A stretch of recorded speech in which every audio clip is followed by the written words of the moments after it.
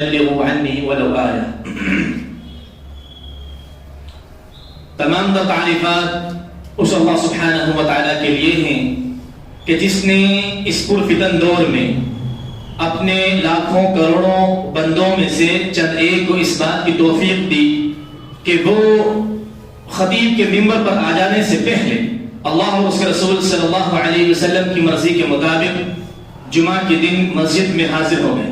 یقیناً جو لوگ مسجد میں خطیب کے منبر پر آ جانے سے پہلے آ چکے ہیں اس میں ان کا کوئی کمال نہیں سوائے اس کے کہ یہ صرف اور صرف اللہ سبحانہ و تعالیٰ کی توفیق ہے۔ اللہ سے دعا ہے کہ اللہ سبحانہ و تعالیٰ ہم لوگوں کو ریاکاری، تکبر، غرور، گھمنڈ اور اہنکار سے بچا، آمین یا رب العالمین۔ حمد و ثنا کے بعد لاکھوں کروڑوں درود و سلام ہو تمام تر انبیاء کرام پر، بالخصوص امام الانبیاء امام اعظم محمد صلی اللہ علیہ وسلم پر، جن کے ذریعے اللہ سبحانہ و تعالیٰ نے فرش سے لے کر عرش تک کا تعارف حاصل کرایا۔ الغرض مکمل دین اسلام کا تعارف محمد صلی اللہ علیہ وسلم جیسی عظیم الشان شخصیت کے ذریعے اللہ سبحانہ و تعالیٰ نے کرایا۔ اللہ سے دعا ہے کہ اللہ سبحانہ و تعالیٰ محمد صلی اللہ علیہ وسلم جیسی عظیم الشان بابرکت شخصیت پر اپنی لاکھوں کروڑوں رحمتیں برکتیں نازل کرے، آمین یا رب العالمین۔ حمد و ثنا کے بعد محترم حضرات، حاضرین جمعہ، پیارے بچوں، بزرگوں، ساتھیوں اور امت مسلمہ کی پردہ نشین غیور ماں اور بہنوں، میرے خطبے کا عنوان کچھ اس طرح سے ہے کہ حالت حاضرہ میں بعض ایسے فتنے رونما ہو چکے ہیں کہ بعض کے اوپر علماء کے امت کے جو علماء حق ہیں ان کا اتفاق ہے کہ دائرہ اسلام سے باہر ہے، اس بات کے اوپر اجماع ہو چکا ہے، اور بعض کے متعلق اس بات کے اوپر اجماع ہو چکا ہے، سب اہل سنت والجماعت کے جو علماء حق ہیں اس بات کے اوپر متفق ہیں کہ یہ لوگ گمراہ ترین دلدلوں کے اندر جا چکے ہیں، گمراہ لوگ ہیں۔ تو آج ہی چند ایک نمایاں جو موجودہ دور کے فتنے ہیں ان کے اوپر گفتگو کی جائے گی اور ان کا جو مختصر عقیدہ ہے بیان کر کے ان کا رد پیش کر کے انشاءاللہ خطبے کو مکمل کیا جائے گا۔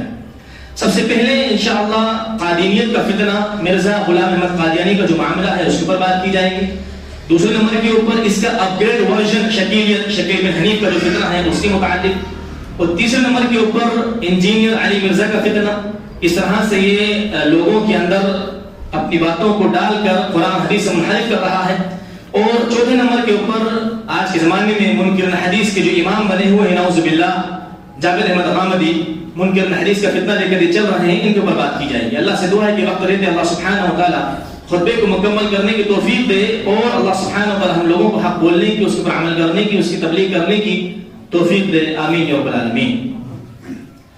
محترم حضرات، حاضرین جمعہ،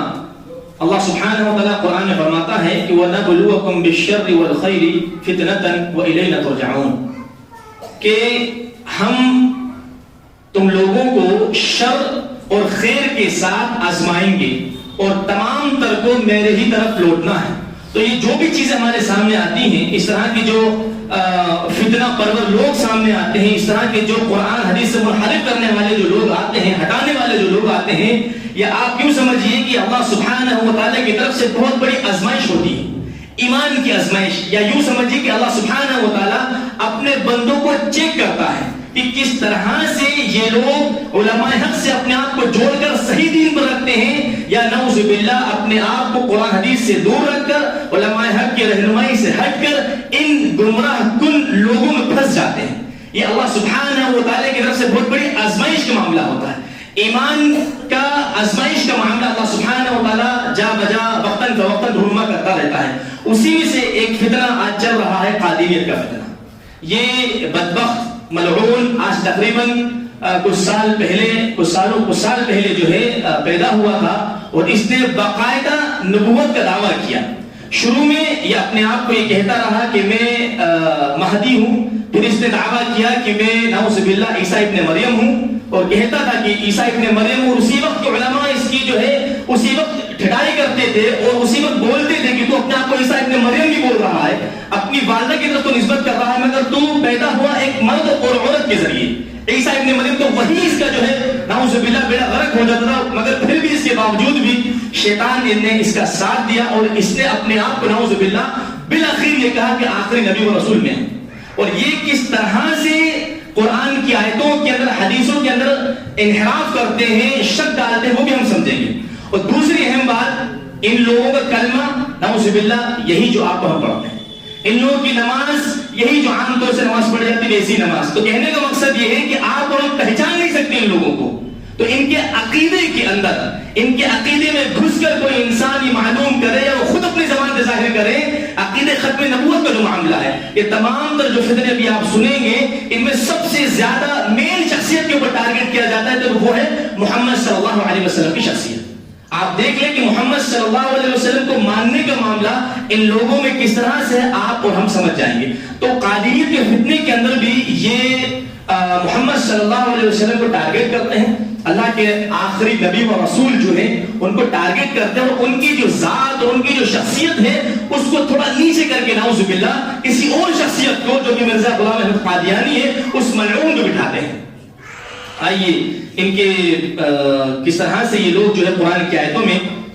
گڑبڑی کر کر لوگوں کو گمراہ کرتے ہیں. اور ایک بات اور آپ سمجھ لیجئے کہ جو بھی گمراہ کن فرقے آپ کے سامنے ابھی میں بیان کروں گا, جو بیان کرنا شروع کر دیے ہیں, وہ ہر ایک اپنے آپ کو قرآن سے ثابت کرتا ہے کہ میں صحیح.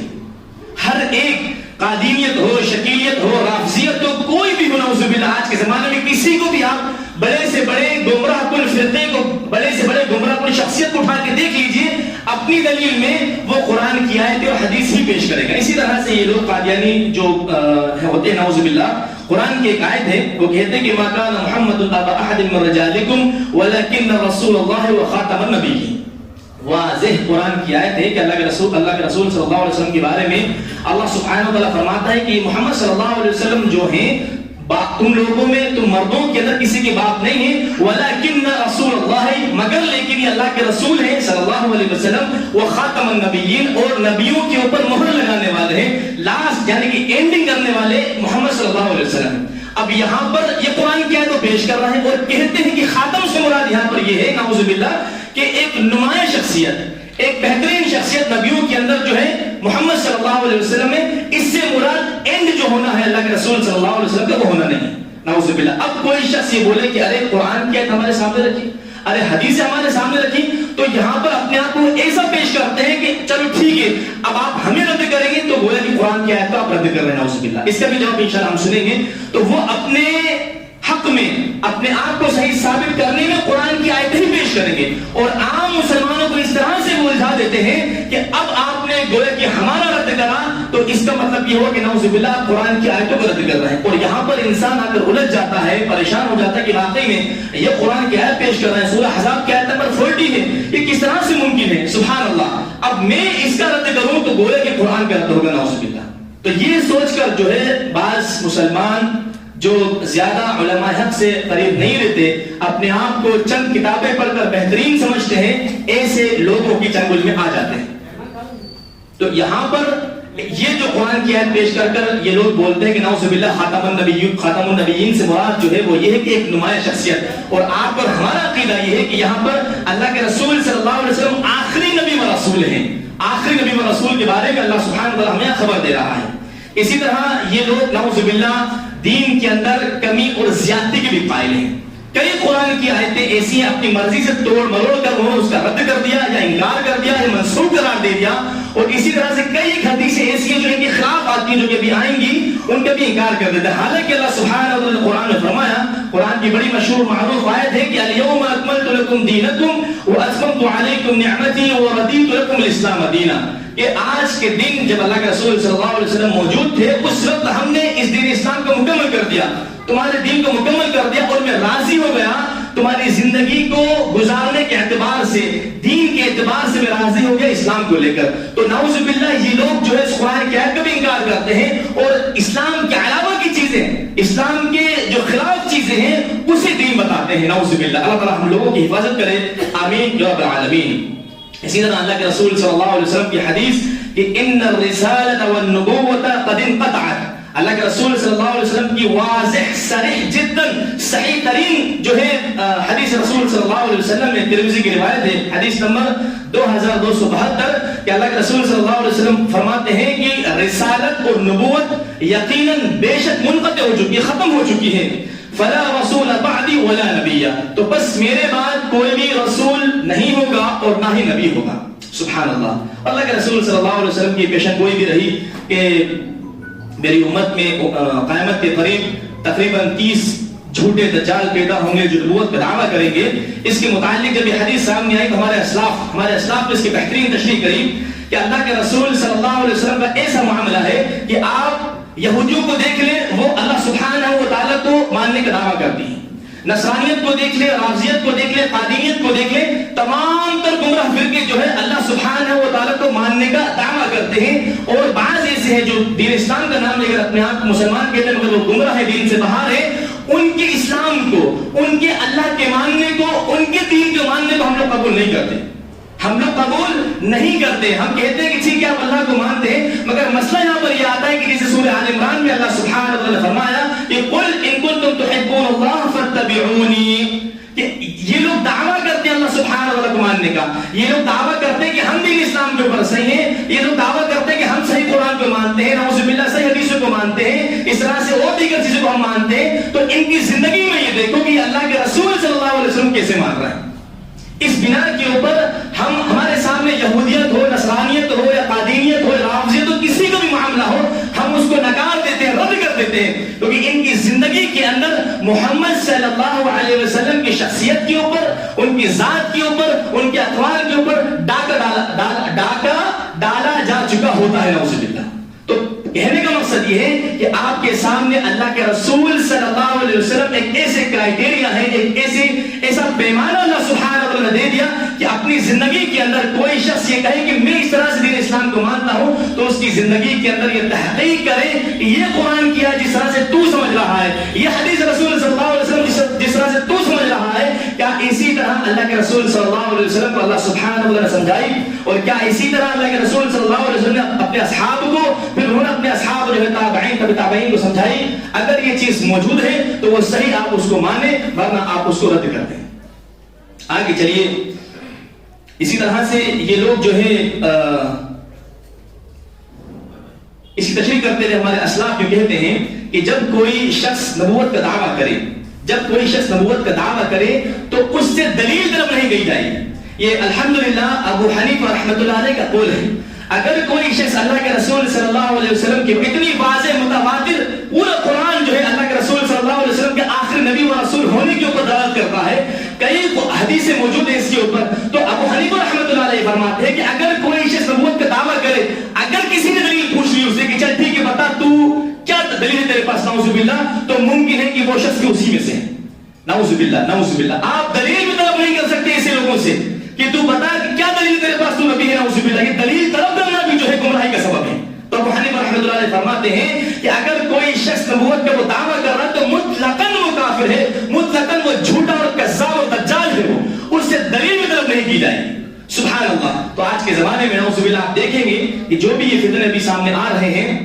اس کے اندر سب سے زیادہ محمد صلی اللہ علیہ وسلم کی شخصیت کو ٹارگیٹ کیا جاتا ہے، اور آپ کے اقوال کو، آپ کے افعال کو، آپ کے اطوار کو جو ہے کمتر دکھایا جاتا ہے، نعوذ باللہ۔ اور یہ دیگر جو شخصیتیں بعد میں پیدا ہوئی ہیں ان کو اللہ کے رسول صلی اللہ علیہ وسلم سے بہتر بتانے کی کوشش کی جاتی ہے۔ اسی طرح جو ہے اس کا اپ گریڈ ورژن قادریت، مطلقاً تمام تر امت کے علماء کا اجماع ہے کہ یہ کافر ہیں، عقیدہ ختم نبوت کی بنا کے اوپر اللہ کے رسول صلی اللہ علیہ وسلم کو آخر نبی و رسول نہیں مانتے ہیں۔ اسی کا آج کے زمانے کا لیٹسٹ ورژن شکیل بن حنیف، اس کا بھی یہ دعویٰ ہے، وہ بھی یوں کہتا ہے کہ ایک حدیث ہے، منگرد روایت ہے، اللہ کے رسول صلی اللہ علیہ وسلم کی طرف جو ہے جھوٹی منسوب کی گئی، اس میں یہ ہے کہ لا مہدی الا عیسیٰ ابن مریم، کہ مہدی کوئی نہیں ہے سوائے عیسیٰ ابن مریم کے۔ اس حدیث کو لا کر مہدی کا انکار کرتا ہے، پھر کچھ وقت آگے آ کر عیسیٰ ابن مریم کا بھی انکار کر کے کہتا ہے کہ نہیں عیسیٰ، نعوذ باللہ، عیسیٰ ابن مریم۔ آج کے زمانے کے علماء نے بھی وہی اس کو جواب دیا کہ تو لگاتا بھی ہے کہ شکیل بن حنیف، نعوذ باللہ ملعون، پھر پھر کہتا ہے کہ میں عیسیٰ ہوں، اور عیسیٰ علیہ السلام کا بغیر والد کے فقط مریم علیہ السلام کے ذریعے پیدا ہونا قرآن کی آیتوں سے اور حدیث سے ثابت ہے۔ بہرحال اس کا بھی یہی معاملہ ہے نعوذ باللہ کہ آپ میری اتباع کرو، میرے ہی پوچھو جس کو میں صحیح قرار دے دوں۔ اس کے بعد اس کا دوسرا فتنہ یہ ہے کہ نعوذ باللہ یہ دیکھیں آپ، قرآن ہمارے لیے صرف قرآن کافی ہے، اور احادیث صحیحہ کی جو کتابیں ہیں اس میں فقط کتب ستہ، بخاری، مسلم، ترمذی، ابو داؤد، ابن ماجہ، نسائی، بس یہ 6 کتابیں ہمارے لیے کافی ہیں۔ اب کوئی شخص عام جو مسلمان ہے اس کے نزدیک قرآن کا بڑا مقام مرتبہ ہے، ان کتابوں کا بڑا مقام مرتبہ ہے۔ اب کوئی شخص یہ بولے کہ بھائی یہ غلط کہہ کیا رہا ہے، یہ غلط کہہ کیا رہا ہے، قرآن کا ہی کہہ رہا ہے، اور 6 جو مشہور کتابیں ہیں تمام تر اہل سنت والجماعت کا اجماع ہے کہ بھائی اس میں سے جو صحیح حدیث ہے آپ لے سکتے ہیں، یہی تو کہہ رہے ہیں۔ نعوذ باللہ یہ بہت بڑا ان کا دھوکہ ہوتا ہے، اور اس بنا کے اوپر ان کتابوں کے علاوہ جو صحیح حدیث موجود ہے اس کا یہ لوگ انکاری ہو جاتے ہیں۔ نعوذ باللہ، اللہ تعالیٰ ہماری ان کے شر سے حفاظت کرے، آمین رب العالمین۔ اللہ تعالیٰ قرآن میں فرماتا ہے کہ انما المؤمنون الذین آمنوا باللہ ورسولہ ثم لم یرتابوا، کہ بے شک جو مومنین ہیں، اللہ کے اوپر اس کے رسول کے اوپر ایمان لانے والے ہیں، وہ اپنے دین کے اندر شک نہیں کرتے، ثم لم یرتابوا، وہ شک و شبہ نہیں کرتے۔ تو شکیت کے اندر نعوذ باللہ قرآن کے اندر اپنے آپ کو مشکوک کرنے کا معاملہ ہے، حدیثوں کے اندر اپنے آپ کو مشکوک کرنے کا معاملہ ہے۔ آپ دینی اعتبار سے، بنیادی اعتبار سے اپنے آپ کو مشکوک بنا لیتے ہیں کہ یہ صحیح ہے نہیں، یہ غلط ہے نہیں، یہ سب معاملہ اختیار کر کے۔ آپ دیکھیں یہ جو 6 کتابیں، ان کے علاوہ بھی محدثین نے بڑی محنت کری ہے، بڑی جو ہے کاوشیں ہیں ان کی، آپ ان تمام تک کو انکار کرنے والے ہو جاتے ہیں نعوذ باللہ۔ اور بالآخر جیسا کہ مرزا غلام احمد قادیانی نے خود نے اعلان کرا کہ میں آخر نبی و رسول ہوں، مگر اس نے اعلان تو لے کر مگر اپنے اعمال سے بنا لی کہ نہیں آخر نبی و رسول۔ اگر آپ نے اس کو نہیں مانا نعوذ باللہ تو آپ جہنمی ہیں۔ اس اعتبار سے اس کے عقیدے، اس کے ماننے والے پھیلاتے ہیں، اور الحمدللہ وقت کے علماء نے اس کا بڑا پرزور طریقے سے رد کیا ہے۔ الغرض یہ مرزا غلام احمد قادیانی کا چھوٹا بھائی کہہ دیجئے یا قادینیت کا اپ گریڈ ورژن ہے، گمراہ ترین لوگوں میں شمار ہوتا ہے ان لوگوں کا۔ اسی طرح سے آج کے زمانے کے اندر بہت زیادہ فتنہ برپا کر رہا ہے انجینئر علی مرزا کا فتنہ۔ اللہ تعالیٰ اس کے شر سے بھی ہمیں بچا کے رکھے، آمین یا رب العالمین۔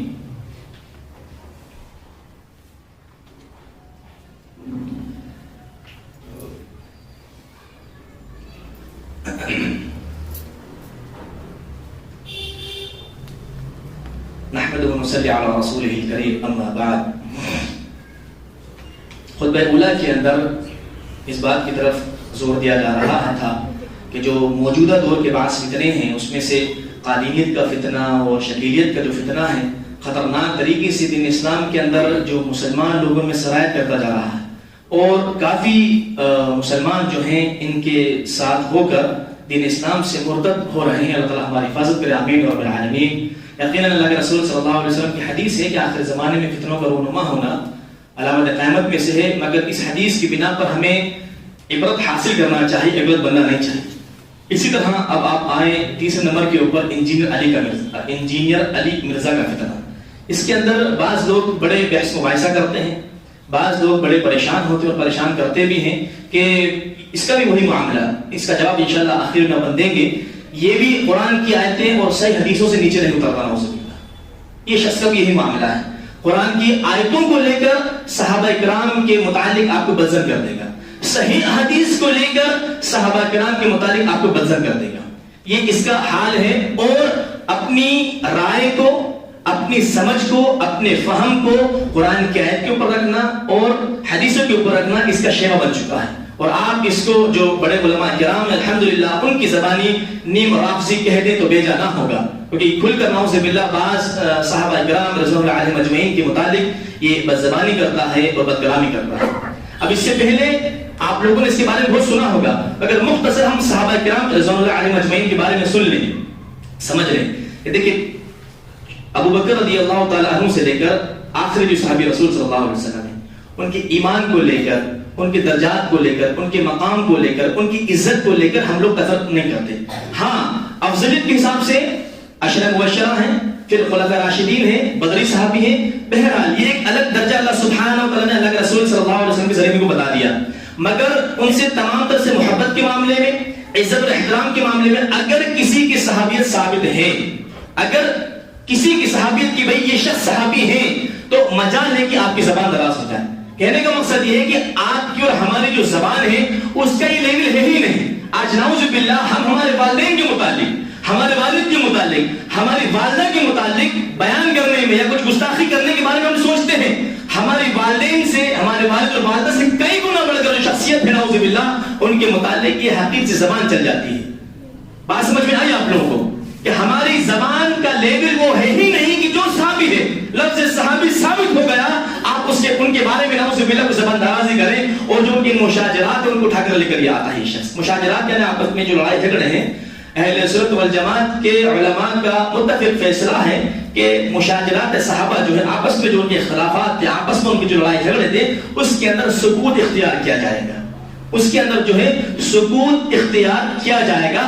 آپ کی زبان نہیں کھولیں گے، آپ سے جو اختلافات تھے ان کی ذاتی تھے، جو بھی معاملات تھے وہ اپنے تھے، مگر نعوذ باللہ اس بنا پہ لے کر، ان حدیثوں کو لے کر آپ جو ہے زبان درازی نہیں کریں گے، صحابہ رسول صلی اللہ علیہ وسلم کو برا بھلا نہیں کہیں گے آپ۔ اللہ کے رسول صلی اللہ علیہ وسلم فرماتے ہیں کہ لا تسبوا اصحابی،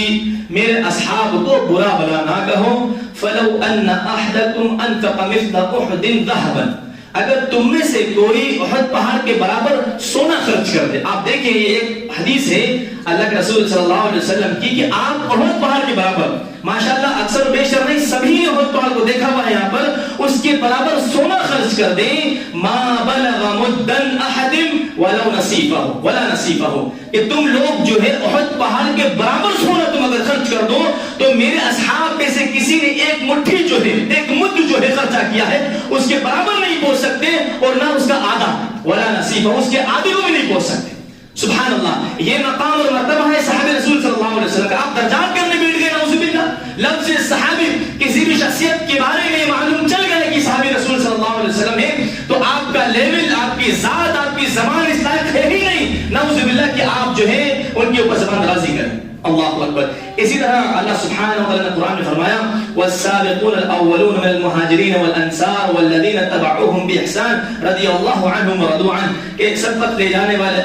اولین جو مہاجرین میں سے، انصار میں سے، اور جو وہ لوگ جنہوں نے ان کی اتباع کری، جسے اتباع کرنے کا حق ہے، رضی اللہ عنہم ورضوا عنہ۔ تو یہ تمام تر شروع کے جو صحابہ کرام ایمان لے کر آئے اور بعد میں جو صحابہ کرام ایمان لے کر آئے، اس کے بعد تمام تر صحابہ کرام کی اتباع تابعین نے کری، پھر تابعین نے کری، تو رضی اللہ عنہم ورضوا عنہ، تو اللہ سبحانہ وتعالی ان سے راضی اور وہ اللہ سبحانہ وتعالی سے راضی۔ یہاں تک کہ علماء نے یہ تک لکھا ہے کہ اس میں آپ کو اور ہمارا بھی ذکر ہے، اگر ہم ویسے اتباع کریں جسے کرنے کا حق ہے تو رضی اللہ عنہم ورضوا عنہ، کہ اللہ تعالی ہم سے راضی، ہم اللہ سے راضی۔ ہم یہاں تک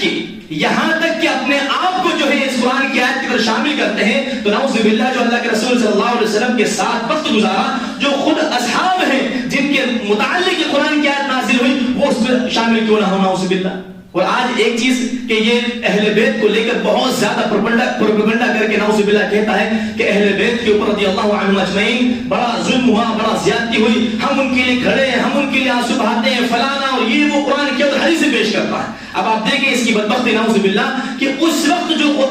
جو جن کے سامنے قرآن نازل ہو رہا تھا، جن کے سامنے لے کر رسول صلی اللہ علیہ وسلم حدیث رسول پیش کر رہے تھے، جن کی جنت کی بشارت اللہ سبحانہ وتعالی نے قرآن میں دی، حدیث رسول صلی اللہ علیہ وسلم اللہ کے رسول صلی اللہ علیہ وسلم نے دی، اب آپ دیکھیں کہ وہ حدیث کو لے کر تو آج اس بات کی ہوتا ہے، تو اپنے آپ کو بہترین بتاتا ہے، بہت اچھا بتاتا ہے، اہل بیت کا خیر خواہ بتاتا ہے، جس کے بارے میں کوئی گارنٹی نہیں کہ جنت میں جائے گا جہنم میں جائے گا، بدبخت ہے، ملعون ہے۔ وقت کے علماء اس کے اوپر جو ہے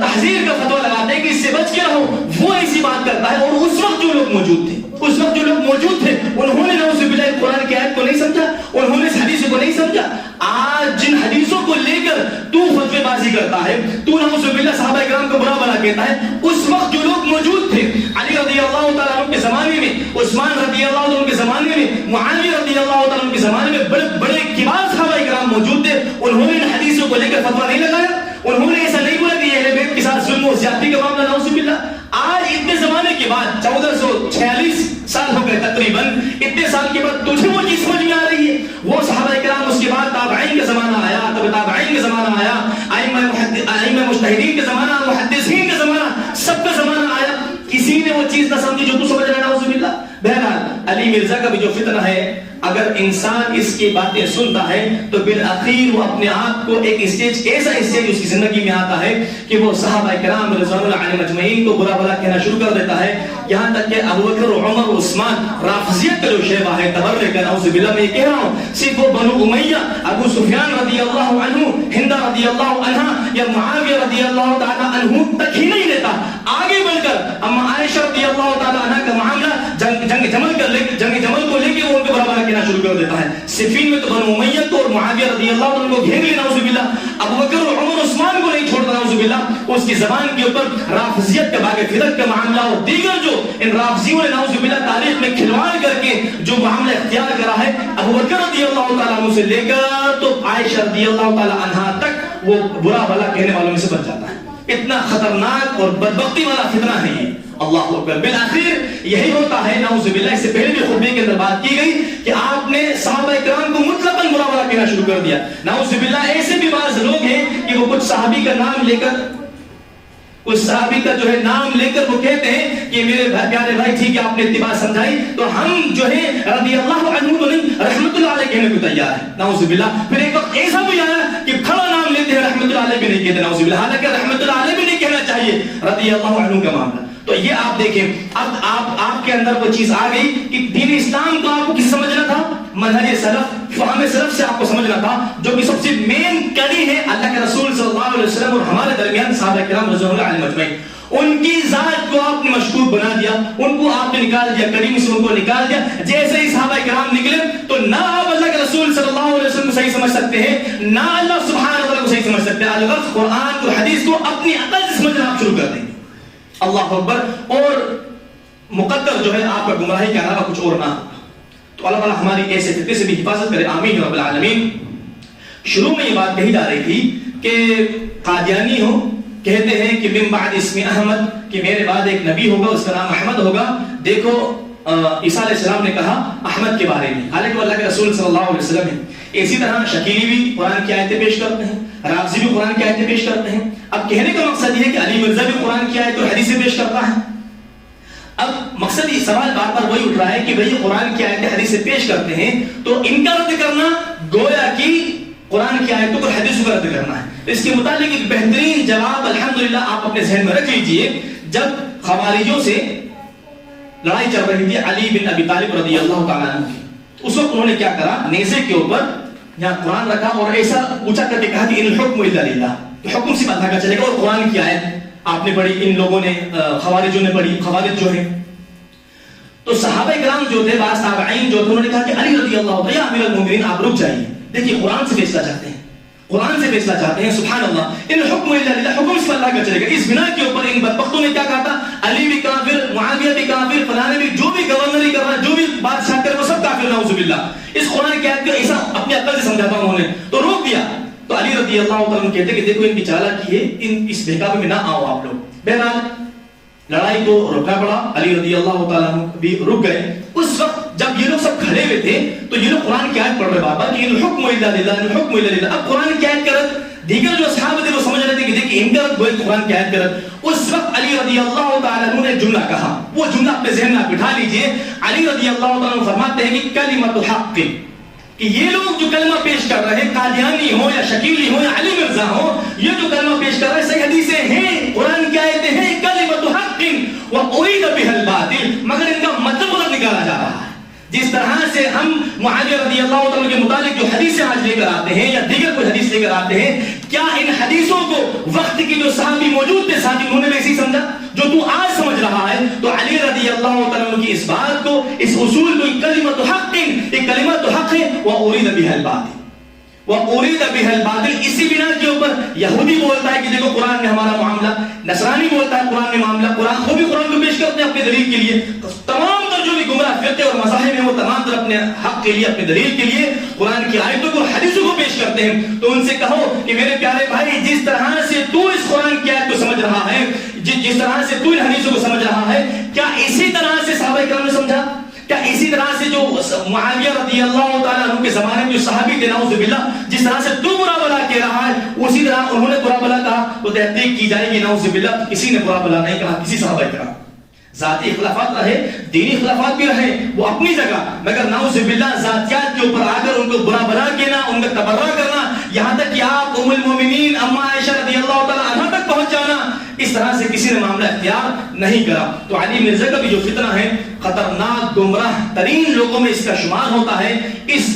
معاملے کے اندر اس چیز میں کوئی دھوکے میں نہ آئے، ارے شیخ تو قرآن کی آیت تو پیش کرتا ہے، ارے وہ صحیح حدیثیں تو پیش کرتا ہے، مگر الحمدللہ اللہ کے شکر سے وقت کے جو علماء حق ہیں، علماء اہل حدیث ہیں اور دیگر جو علماء حق ماشاءاللہ موجود ہیں اس دنیا کے اندر، علماء حق تمام تر نے اس کا مسکت جواب دیا، بالکل منہ توڑ جواب دے کہ جو بھی اشکالات ہیں اس کے قرآن کی آیتوں کو لے کر آیا ہو یا حدیثوں کو لے کر آیا ہو، اللہ کے شکر سے علماء اہل حدیث نے ایک ایک سوال کا جواب الحمدللہ شروع سے لے کر آخر تک اس کا دیا ہے. آن لائن وہ چیزیں دستیاب ہیں.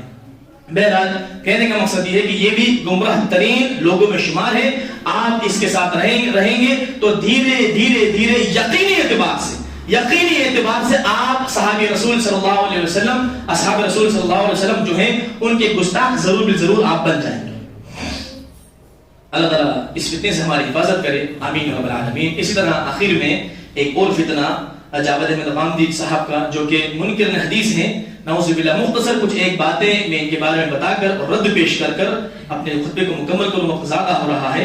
کہ جاوید احمد غامدی کے نزدیک سنتیں صرف 27 ہیں جو ابراہیم علیہ السلام سے ثابت ہیں، وہی ان کو سنت بولتے ہیں. اللہ کے رسول صلی اللہ علیہ وسلم سے دیگر جو حدیثوں میں سنتیں ثابت ہیں ان کو نعوذ باللہ سنتیں یہ نہیں مانتے. اس کے بعد سوال کیا گیا غیر محرم سے ہاتھ ملانا، بالکل آپ ملا سکتے ہیں نعوذ باللہ. غیر محرم سے ہاتھ ملانا، اللہ کی راہ میں جدوجہد کا معاملہ، پردے کا معاملہ، الغرض مکمل جو ہے اس کا انکار کرتے ہیں. یہ مطلقاً آن لائن ان کی باتیں موجود ہیں اور ان کے بارے میں بھی علماء کے الحمدللہ فتاوی موجود ہیں. گمراہ کن شخصیتوں میں ان کا شمار ہے. بہرحال یہ منکر حدیث ہیں اور خاص ان کا نام اس لیے آ رہا ہے کہ انہی سے بہت زیادہ منکر حدیث کا معاملہ اور قرآن کو اپنی عقل سے سمجھنے کا معاملہ اور حدیث کو سمجھنے کا معاملہ آج رونما ہے.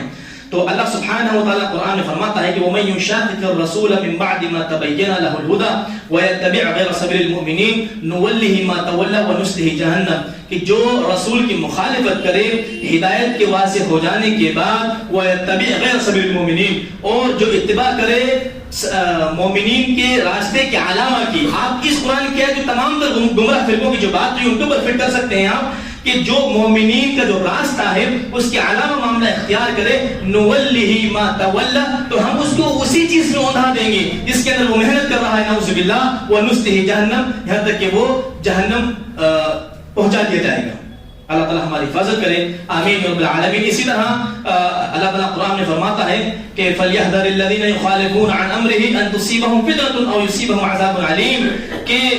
جو اللہ اس کے رسول صلی اللہ علیہ وسلم کی مخالفت کرتے ہیں، اس کے امر کی مخالفت کرتے ہیں، جو اللہ کے رسول صلی اللہ علیہ وسلم کے امر کی مخالفت کرتے ہیں، ان کو ڈرنا چاہیے کہ کہیں کوئی فتنہ اور کوئی بڑی مصیبت عذاب علیم ان کے اوپر نہ آ جائے. بہرحال اللہ کے رسول صلی اللہ علیہ وسلم کی ایک اور حدیث کی نَضَّرَ اللَّهُ امْرَأً سَمِعَ مِنَّا حَدِيثًا فَحَفِظَهُ حَتَّى يُبَلِّغَهُ، کہ اللہ سبحانہ وتعالیٰ ایسے شخص کو ہرا بھرا رکھے، خوش رکھے اور تر و تازہ رکھے کہ جس نے مجھ سے کوئی حدیث سنی اور اس کو یاد کیا یہاں تک کہ اس کو آگے تبلیغ کر دی. سبحان اللہ. کہنے کا مقصد یہ ہے کہ اللہ کے رسول صلی اللہ علیہ وسلم کی جو حدیثیں ہیں، صحیح حدیث مبارکہ، وہ بھی اللہ سبحانہ وتعالی کی طرف سے ہیں، قرآن بھی اللہ سبحانہ وتعالی کی طرف سے ہے. جو اللہ کے رسول صلی اللہ علیہ وسلم کا انکار کرتا ہے، ان تمام تر فتنوں کے اندر ایک مرکزی شخصیت جو محمد صلی اللہ علیہ وسلم ٹارگٹ کرنا ہے، آپ اس کو سمجھ لیجئے کہ اللہ کے رسول صلی اللہ علیہ وسلم کی شخصیت کا جو معاملہ ان کو گرانا ہے. اور یہ بھی جو علی مرزا بھی کرتا ہے اس کا معاملہ بھی یہی ہے کہ وہ اصحاب کو نعوذ باللہ، اللہ کے رسول صلی اللہ علیہ وسلم کی شخصیت ایسی تھی